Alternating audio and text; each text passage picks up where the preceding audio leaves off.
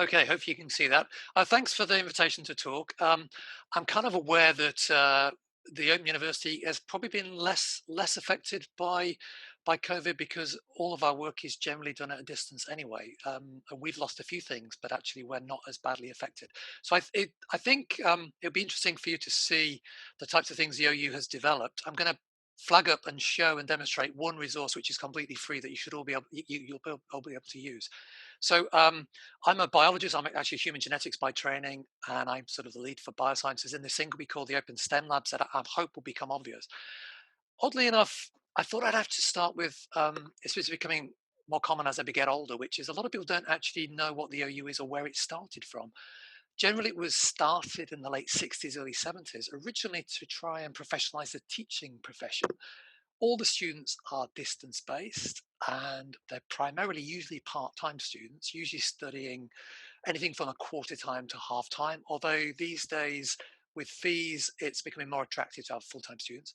But generally speaking, they all are distance. They will attend local tutorials in some case, and they'll also come to lab classes if they want to do hands-on practical work. In when the modules were first started, as you can see from this picture, we had a cottage industry based upon campus in Milton Keynes that literally would pack up packing cases with microscopes, skulls, chemistry sets, rubber balls, you name it, it went out. It was principally to teach a generic, wide science course, and so they did a bit of absolutely everything. And there used to be somebody packing up, and we would have something around 1,500 of these sets going out to undergraduates, and about 1,300 would come back each year. So out there, you'll often find people who've still got old skulls. And so all the experiments were done remotely. People did them at home. So there were particular experiments chosen to work at a student's desk. And what they used to do was watch TV programs. So over on the right, just below the video pictures, if you're really old and remember BBC repeats, you used to get these distinguished old professors who would roll rubber balls down slopes and time them and then work out gravity and all sorts of strange things. And they take you through that effectively demonstrate the practicals you're doing. The students used to then come to residential lab-based classes. I used to teach at the University of Nottingham campus over the summer, where we would take over the biology department for 8 or 9 weeks, and they'd come for 6 days solid teaching, and they'd have books.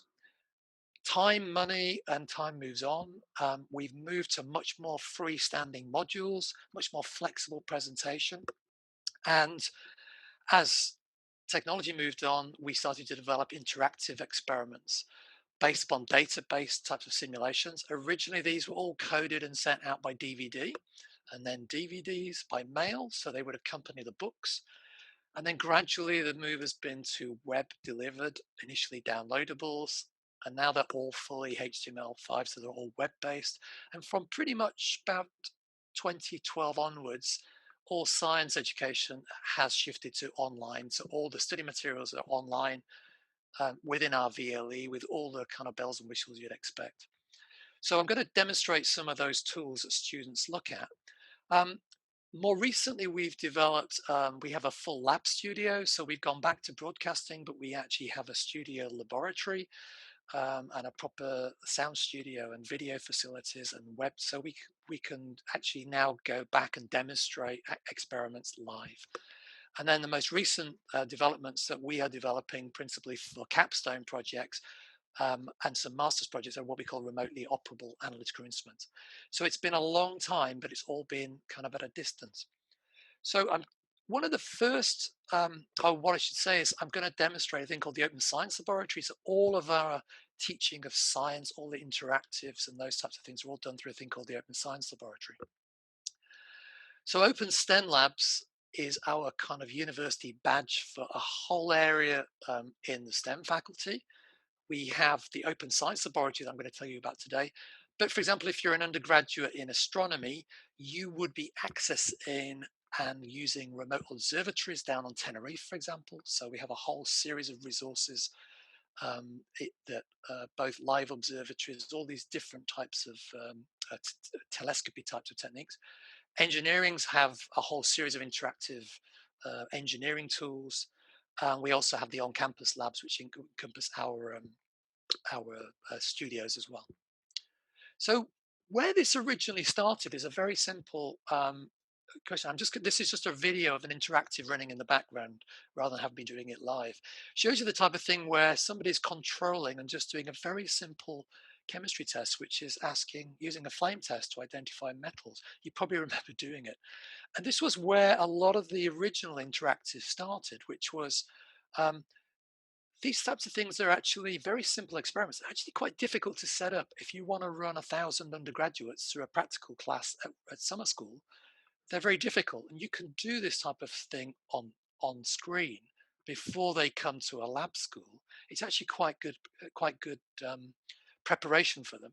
And this is a slightly more. It has a spectrometer on it, for example. So it's this is where it kind of all started. These very rather clunky looking kinds of interactive experiments. These were simple downloadable flash tools. And so they were originally designed to simply replace experiments that people were doing at lab school, which meant that they could do these. And when they came to residential school, they could either take this one step further or actually do something slightly different and develop the techniques and things like that. So often these things were developed to replace these activities, but they were often there to deal with asynchronous studies. So students studying part time may spend an entire week studying your module and then they won't do anything for 3 weeks. Whereas another one might do 2 hours every day. So it's completely asynchronous types of studies. And these types of tools will deal with up to tens of thousands of people at any one time. So that was the kind of tool. The other early ones were these types of experiments. Again, this is a video to save me having to demonstrate it where it's impractical to have a student undergraduate do this. Is a behavioral experiment where literally you are modifying behavior using food. It's a tacit type of training activity.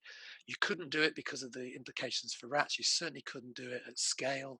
And effectively what they're going to do in this experiment is feed their rats. They're not allowed to not feed them because of home office regulations. They'll be told off, and effectively they'll go through and do like behavioural types of experiments, and they'll run. And some students will do this literally over 8 days. This has got integrated video, which is actually filmed in the dark because the stimulus is going to be a light flash, which will come on at some point. They have to monitor their weight and they have to keep records and they have to sign their records off. So it's a way of doing all sorts of interesting and different things. So those were the two kind of original places where the OU started to look at delivering using online tools for teaching different aspects of science. One was just to deal with scale and replace experiments they would normally do. And the second was to try and get into areas which you couldn't do with undergraduates, which were felt to be quite important for them. So just a little bit about how we tend to frame them. I think you recognize all of these things on here that our students study modules because all of our students are studying in small chunks. All of the activities are embedded within an individual module. So we don't have the equivalent of going to the lab every afternoon. So they might be doing a biology practical one day, a chemistry practical another. They'll be studying a module. And as they go through the module, we may teach them some cell biology and send them to a microscope. We may then move on to teach them some biochemistry and send them to some type of chemistry experiment. So we build the practicals in, and the student starts at the start and works their way through over about 9 months. And they do all of their laboratory work in the Open Science Lab, and the experiments and interactives are designed to contextualize and reinforce the core concepts they're learning, as well as developing some of the practical types of approaches to designing experiments or those types of things. We have a full Moodle VLE that we use, that we have all of the forums that I can use as a tutor to support students. Our own small tutor group tutors will support them. We also have tutorial rooms, we have our own Blackboard rooms and wikis, so we actually have a very active, big um, VLE. And then more recently, we've developed these live stream. We have our own live streaming system, which allows us to scale up and live stream to about 1,000 students at once. And we also now have these labs on Milton Keynes campus as well. So as you'd expect, we design along the modules. Some of the modules will be focusing on asking students to collaborate. two students can go into the same experiment, they can talk, they can discuss, they can pull data, those types of things. And along the way, they may be doing an experiment looking at, for example, DNA structure, and then they'll be sent to do some UV spectrophotometry. So we'll integrate it with papers. So they're very integrated, unusual way of sort of teaching these things. But the assessment is pretty much as you'd expect, lots of formative assessment and then summative at the end. And I think the only way we've been mostly effective is not having face-to-face exams this year. We also have the challenge of a capstone final year project for the honours project. And in fact, as from this October, we've got an RSB accreditation. So we've got even a bigger challenge to produce some interesting practical based activities for the students. So the Open Science Laboratory has something like 100 activities in it. And we currently have about 10,000 undergraduates across STEM who are using this in their undergraduate modules, right the way from the first year through to the third year. So it's impossible to show you absolutely everything. So I thought I'd start by just saying, well, how do we approach and what types of activities? So I'm aware that we are set up to produce these things. We have a team of programmers and things like that. So we have quite a big group of people who support us by producing these tools. But we've kind of, this is our approach. We tend to have a lot of instrument simulations with quite a high level of functionality, by which I mean usually the data sets are real. So if we have a spectrophotometer and we're putting in, for example, DNA data or RNA or protein data, we will program in it the entire absorbance spectrum, and we'll design it in a way that the student can select the wrong wavelength and get an experiment wrong.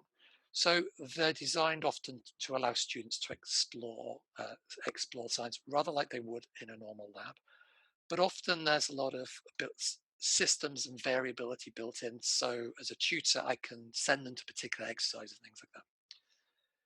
We tend to also structure investigations where we have much more limited options. So they'll be told to go there, measure this, count that, but they'll be doing 2 or 3 experiments. And students will be gated through these processes, usually with interactive just quizzes of some sort. And as they start from year 1 through year 2 to year 3, the complexity of the experimentation and their underlying knowledge to understand the data is obviously increased as well.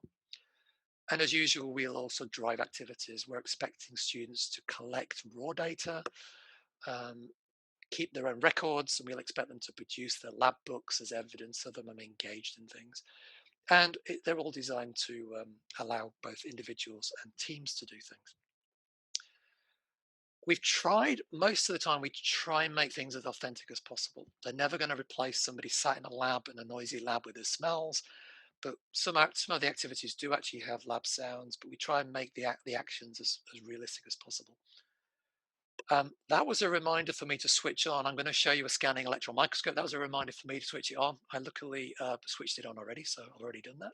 So I thought I'd actually give you a demonstration. This is a demonstration of a histopathology digital microscope. Um, I think I put the link in that bottom link I put in the text box. Maybe someone could grab it and add it back in.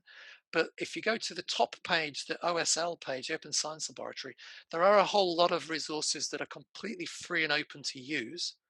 This resource is one of them. This is a project that was done with JISC a few years ago, and it's actually got 320 annotated slides in it. And I'm going to take you through it by hopefully um, sharing the access.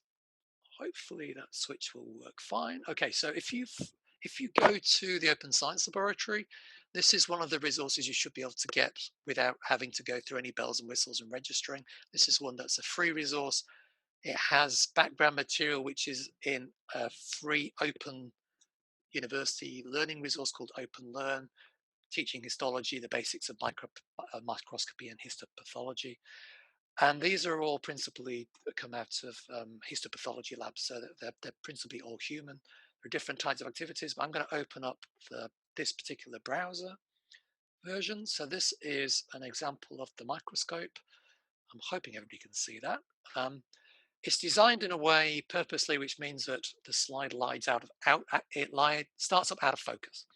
So depending on where you're starting the students off, they'll have to learn how to focus it, and exactly as you would do. You'd focus the slide. There's sensitive focus. You can adjust the light exactly as you would on a normal microscope, and you can move around. And on the web version, you can actually use this because HTML5 does something clever. And you can then zoom into particular things. So you can start to teach some very basic microscopy. So this is a simple slide set, but there are all sorts of things like blood smears.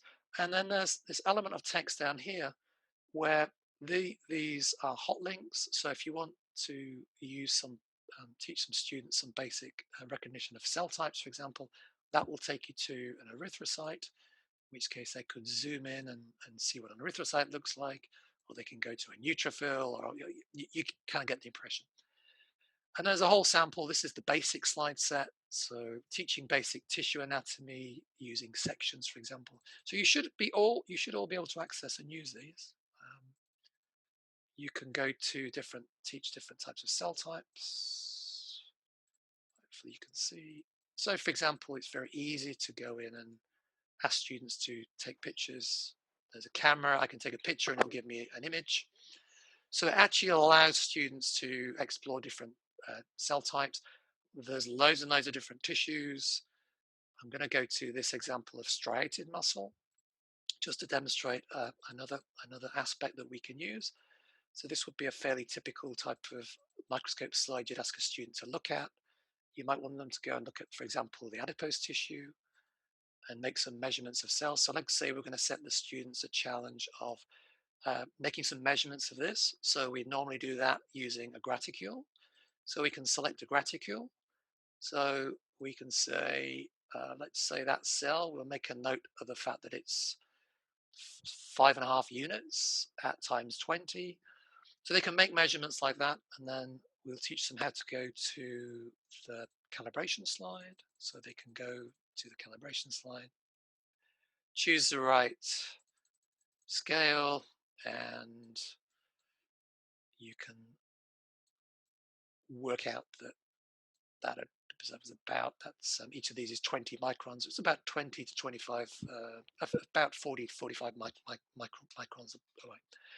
So it has all the tools that you'd normally ask a student to play with in terms of graticules, light control, focus. You can either use the hot links, so for example, on tissues, or you could give them sets of coordinates by finding something of interest first, asking them to go to specific sets of coordinates, or asking them to identify a particular feature and send you the XY coordinates. So it's quite a flexible tool in that sense. So it's got a whole series of samples in here from all sorts of aspects of different types of tissues. It's also got a whole stack of the types of artifacts, which is actually incredibly useful to see. I'm just going to go to a blood sample just to illustrate one other aspect. This is designed to load out of focus deliberately, but it does get a bit frustrating after a while. So for example, routine counting of cells, we might use a grid. So we can use a grid and ask students to count particular, for example, myelocytes and quantitate those. We can go back, if I do the quantitation at times 20, I can drop my graticule on and work out the surface area I'm counting and convert that into per square millimeter and then per milliliter using some relatively simple maths. So these types of tools allow quite complex types of teaching to be done in terms of using a microscope. They're all, I say, this should be all completely accessible for you as well. I thought it would be useful to show you something that was completely accessible. But if I go back and I'm going to do a particular search for one of our second level core science modules, partly to illustrate how we would put them together. So in this module, the students will be doing interactives from spectrophotometry types of things, similar principles as before. It has, you can change wavelengths. They'll do some gas chromatography. They'll do some physiology. They'll do microbiology. They'll do all sorts. they'll do some qPCR, for example, and they'll do DNA quantitation. So there are all sorts of types of activities the students will do. One I'm just going to pick on because this again is another free resource, which is something we make a lot of a use of, which is these are tools which students can use. I'm not going to switch it on because it's basically a series of flashing numbers. It's used as a test to test attention. So students are asked to recruit participants. They have to go through an informed consent process and then collect data on attention. And we'll set them a challenge of comparing males versus females or different age groups. We've done caffeine, we've done smoking, we've done alcohol, various things. So the students are effectively they can access this whenever they want. They go away and test, collect the data on their individuals. They have to demonstrate they've got informed consent. Then they pull the data in their tutor group, and the entire class data is then analysed, for example, using a t-test in this case, because it's usually just a simple two-group comparison, but it can be made more complex to do more complex statistics as well.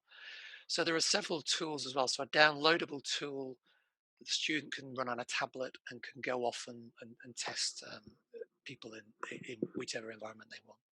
So these are also great tools that are used a lot as well. So that's a quick run through of these types of resources. I've said there's about 100 different activities in there, some of which are completely open and free resources you should be able to use. I'm just going to switch back to the slides, which I think is that one. Yep. Let's come back to the start, annoying, but never mind. There we go. There we go. So I mentioned there's lots in there. So a similar principle that they're designed that you should be able to reproduce most things. And we've chosen ones that you can do things like changing wavelengths in spectrophotometry, changing primers and things like that in qPCR, antibodies in Western blotting and things like that. So those are the kind of standard ones that are integrated into particularly all the way through the undergraduate curriculum. But something I'm going to now show you, which is where we are looking to develop for our capstone types of projects, are using real live instruments. Biosciences have a real difficulty with real live instrumentation, particularly for remote asynchronous students, because most biological samples are usually very labile, or they don't really cooperate very much. But we've effectively now got remote access microscopes, which we are designing to set students to look at remote access of C. elegans behavior to response to things like pesticides in media and things like that. We've got a remote access qPCR to do fluorescence qPCR and remote UV vis spectrophotometer. So these are real live instruments that are sitting in the lab in Milton Keynes that students access. So I'm going to give you an example of how we're going about trying to design this, which is I'm going to show you a live scan electron microscope if the internet plays ball. The idea is that we provide what we call a training interface, where students are just taught how to use the different instruments. We don't let students, particularly undergraduate students, loose on high-end equipment easily. So we're designing a training interface where they'll have to demonstrate some element of competence. They'll then go to effectively the equivalent of the digital microscope you just seen, but it will be a digital SEM with different samples on the stubs. Then there's a booking system which allows us to either have single students go in, or we organize it so that groups of students go in as groups and they do a team type of investigation. There'll then be a time for data investigation, and we'll take it from there. So I'm now going to hopefully go back to the scanning electron microscope, which is here, I think. Nope. Try again. Nope, it's not going to let me go. There we go. So, it's just locked me out. Here we go. So unfortunately, it switched itself off. So I'm going to have to talk over this thing, switch it back on again. It's going to take 4 minutes to switch back on, so I might switch back off. So effectively, this is a real live instrument that's sitting in the lab in Milton Keynes. If I go back to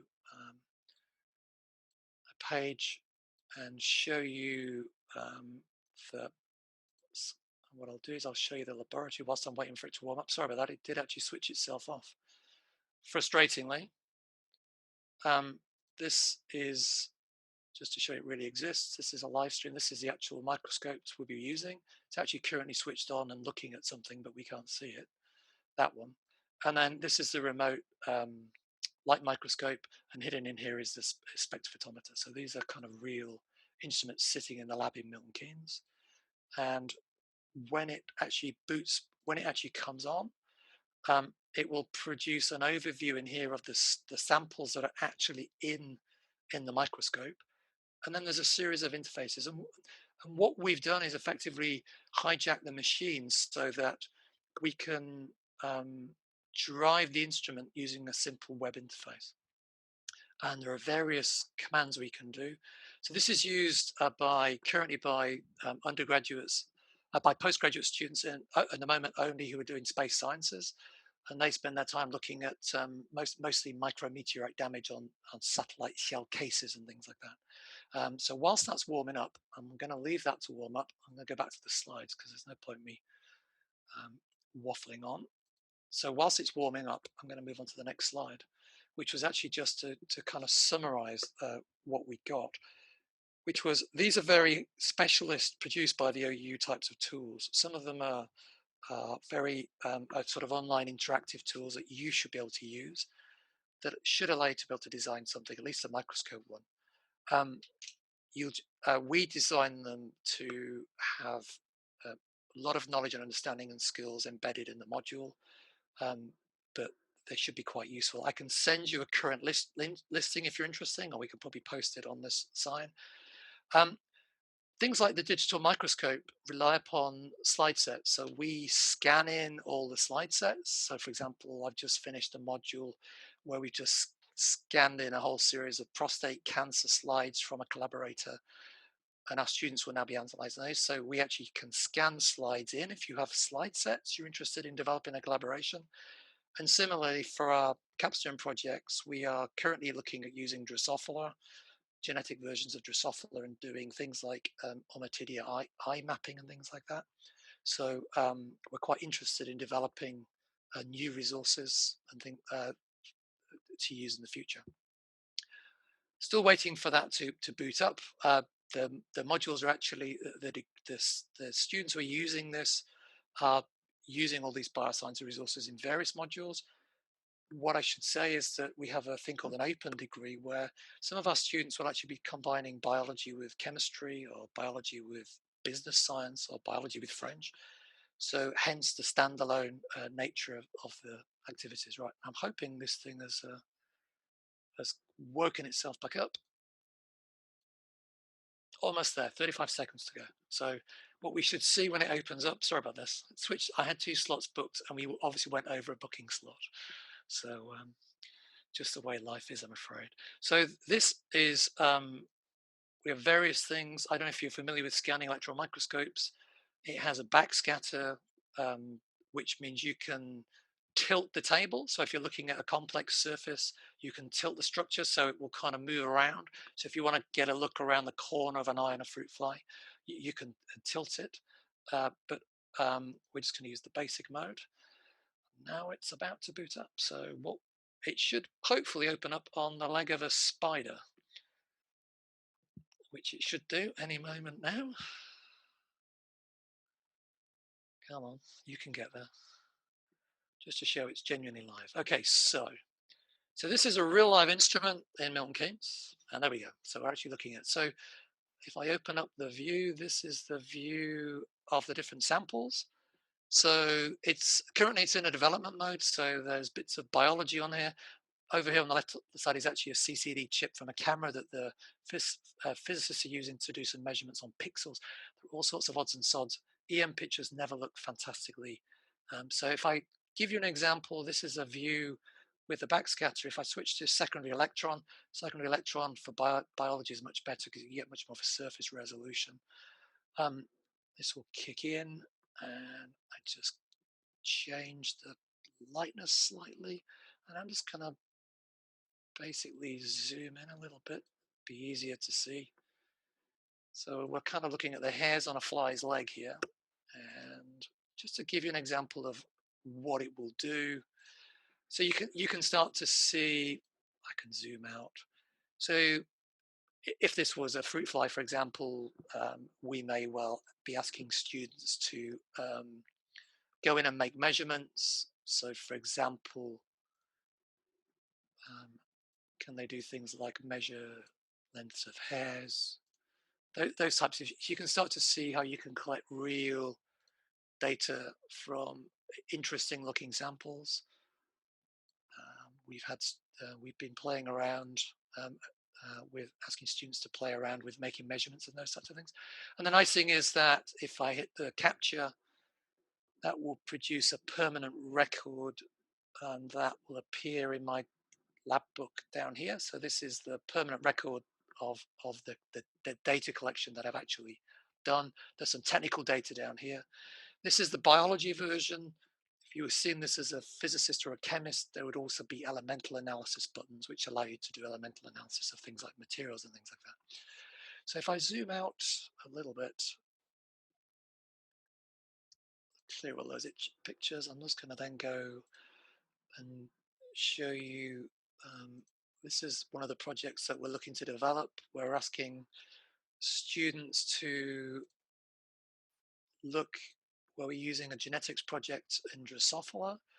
We're asking them to, so this is a DNA repair mutant where we're looking at the effect of, it's actually a DNA cross-strand mutant, and the phenotype you see is a particular deficit in the eye. So they're going to be asked to score deficits in the eye. So this is actually a very damaged part of the eye. So you can see the types of things that students can do. In this case, the hair follicles are missing, and there's all sorts of things in here. So they can go through and do all sorts of interesting types of experiments. They'll make lots of measurements of those types of things, and they can collect raw data sets. So if you think about our stub here, we've currently got 4 flies on this stub here. We can get 12 flies on a stub, and we've got all those stubs. So it's fully possible to actually have a huge experiment that people can access. So hence we can do this. Probably we think we can probably get this done for 20 or 30 undergraduates through a period of a couple of months where they're doing their laboratory work. So that's kind of what we are trying to develop, at least for some of the students, as a capstone types of project. I'm going to try an experiment here, which is I'm going to hope that David will request control. So if you request control, David, and I give you control, you should actually, just to demonstrate, okay. So you should now be able to develop control. So probably the easiest thing to do, if you capture a picture, if you use your mouse to capture a picture, so that should now appear on your desktop. So what we can do is set this thing up so that all 4 students can be talking to each other through, they could be using Zoom, for example. They could all actually be on the same desktop at the same time, and could actually be talking to each other. And we can set it so that one student has control at once, or they can share controls and things like that. So it allows actually some quite complex types of things to develop. So I'm hoping, David, you've got a picture on your desktop now. Have you acquired a picture somewhere? Yep, I have. Good. There you go. So you've got your own record of a nice bit of flyometry here. So it's Best day ever. so there you go. So that's the kind of the types of tools that are being developed. If I'm just going to go back up to the Open Science Lab, if you go to the link that's on there, you should be able to see it's about 60 interactives that you should be able to get to. And if you're interested in accessing more, you can get hold of me from the email. So I'm going to go back to the slides and go back up, and I'm going to probably finish there. And hopefully that's given you an idea of the types of things. I appreciate that these require a lot of programming and those types of things, but that's the type of thing that can be done.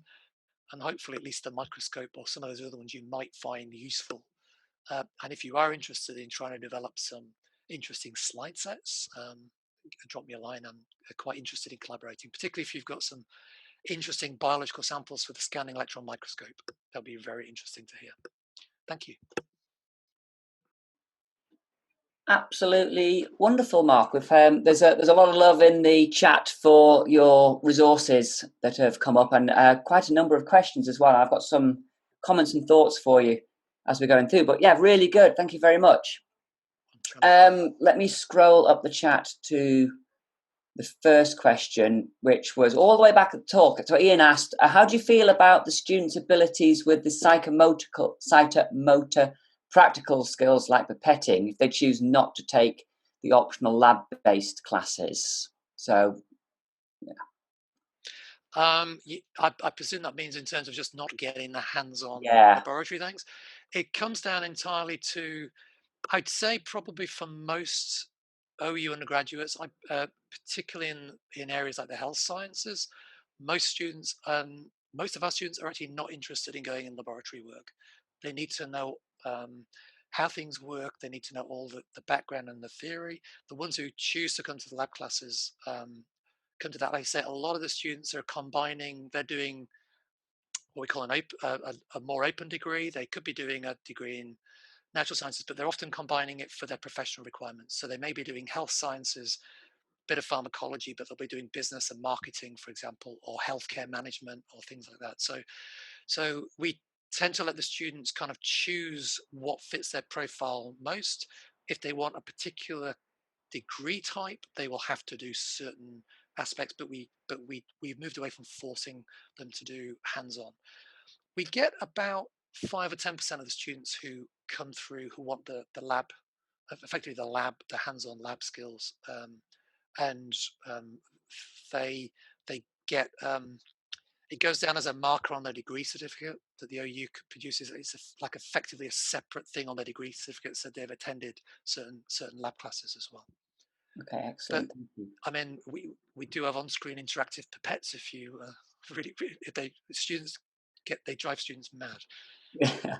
But no, we don't try and reproduce hands-on. It's impossible. We do at-home experiments that aren't really mentioned here, which is where we get them to do. I mean, the field studies, for example, they'll go out and do their own field studies. We have bird selection, prey selection types of experiments they do in the evolutionary biology course. They'll do, butterfly genotyping, phenotyping, and things like that. So fantastic. So Chris asked, one of the things that you touched on in your talk, that you guys have decades of experience of delivering in this manner. If you had to give us some top tips for those of us who have been thrown in at the deep end with, let's say, the best part of 6 weeks to get ready, what would your top tips be for, let's say, for getting the good interaction and making it a good experience? I think the one thing I would say we've learned is where we try to separate students using these types of tools from, they work better when they're very close proximity to where they're being taught than the core concepts, the knowledge and understanding, and even the kind of, the cognitive skills. Our experience says that if you are going to try and teach a particular approach using an instrument, it always works better in the context of where they're actually seeing its application. That's one thing we have learned. So hence our modules, they will go through, and the first time they come across PCR, it may be an embedded video, it may be a little bit about particular technical aspects, but by the time they get to actually really think about it, they're then thrown in with an experiment, and that challenges them in a slightly different way. I think they work better that way. We have had some collaborative experiments with various people where they're using the same tools we'd use in that context as preparatory tools. So they may have a lab class planned. In this case, let's say you can get in the lab after Christmas, and you want them to get more people through a lab class because you've got social distancing in place. maybe having them actually really get their head around using a spectrophotometer before they get to a lab is a good way to do it. So we had a group of students at De Montfort do some work on using we have a remote access FTIR instrument, and they were doing a project on drug purity. And we did an experiment where the students actually did the proper hands-on lab first. So they made up they made up different samples of deliberately contaminated. I think it was aspirin or anodine or something, some type of aspirin. They contaminated the samples, they mixed them up, and then one group took them and did a lab work. Another group, they were put on the remote, and they did, one group did one first and the other first.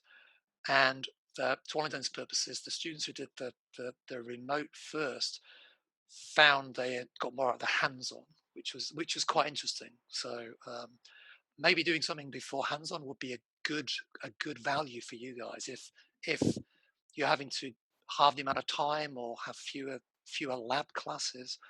Having them familiar with certain things before they walk in, maybe that would be maybe that would be useful. Yeah, Um, that point seems to have echoing some of the earlier talks we've had, have said that really does add value to everything that's brought I'd say the other thing is that the students who come to lab school, um, I don't actually have to teach them how. I can show them how to hold a pipette, but they know how it works because they've already used our interactive. They know they come in different sizes. They know how to set them.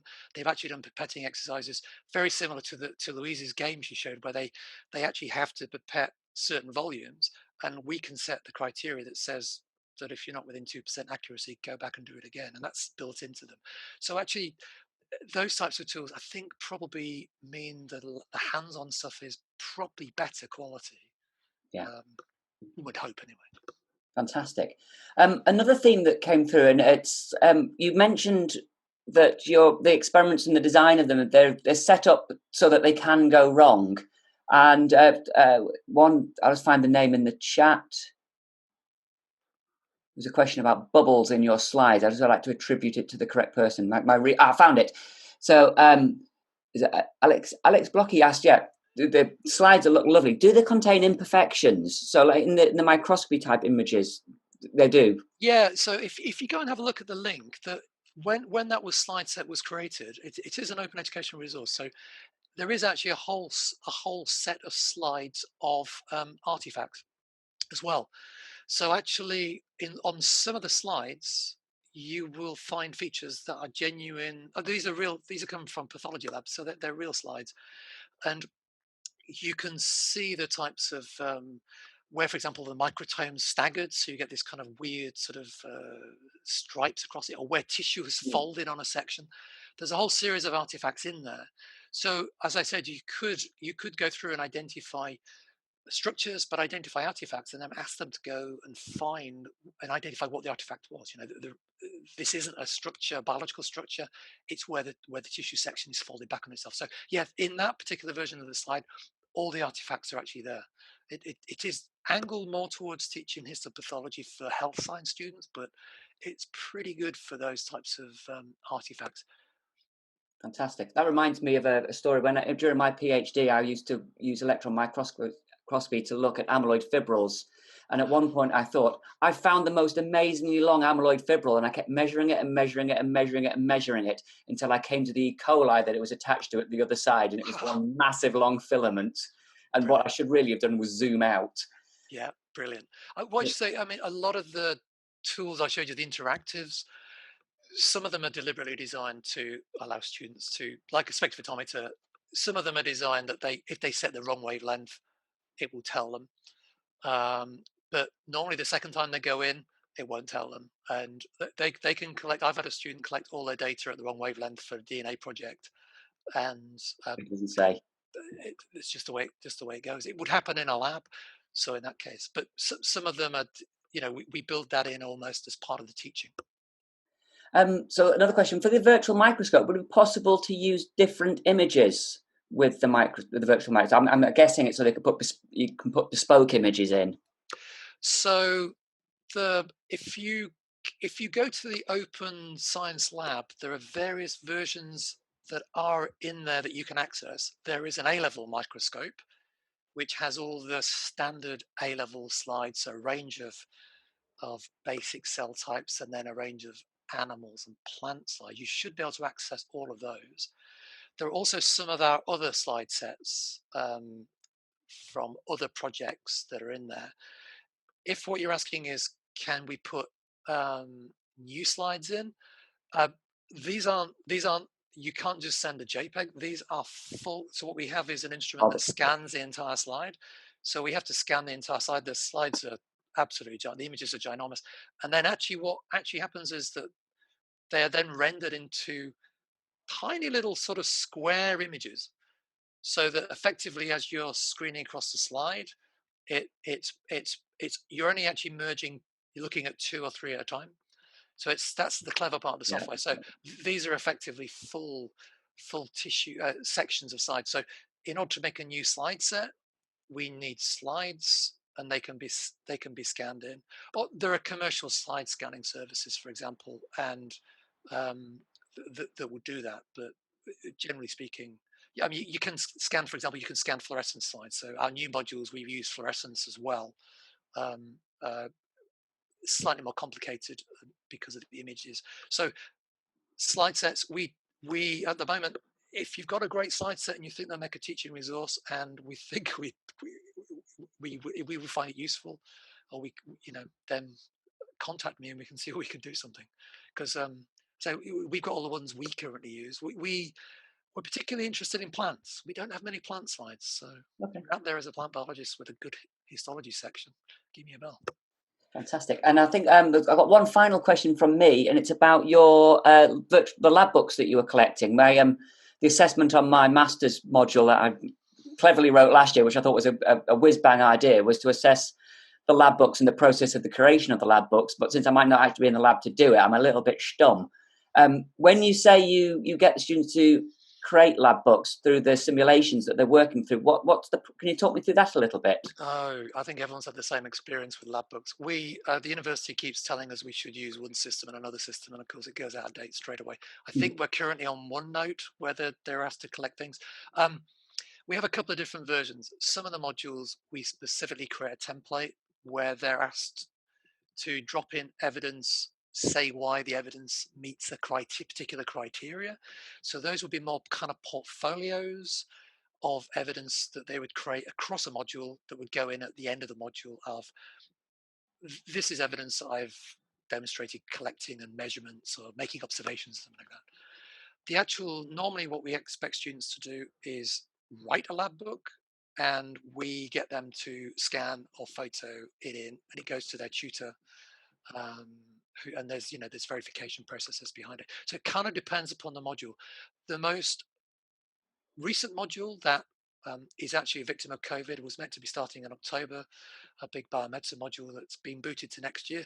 We're actually going back to books. We're mailing out on-screen lab books. So as the students go through the interactives, they'll be actually recording initially just data and observations, but then they'll be developing their methods as they go from the study materials. So we're actually going full circle and actually mailing out books, and then they'll be asked to provide evidence of those books. We have a day school for that, so they'll be bringing their lab books for tutors to look at and things like that. So I think it's horses for courses. Every university system I've spoken to anybody about lab books and portfolio systems, they always change.